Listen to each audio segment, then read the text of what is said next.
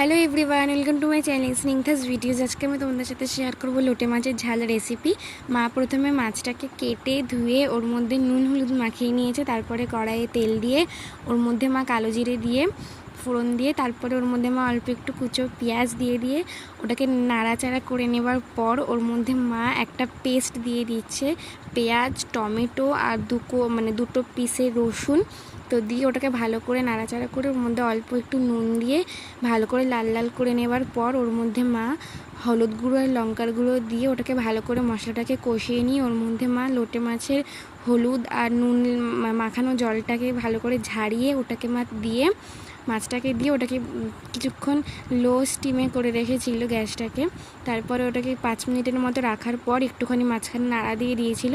5 মিনিটের মতো রাখার পর মা ওটাকে নামিয়ে নিয়েছিল। তোমাদের কেমন লাগলো ভিডিওটা অবশ্যই কমেন্ট করে জানাবে। লাইক কমেন্ট শেয়ার সাবস্ক্রাইব করে আমার পাশে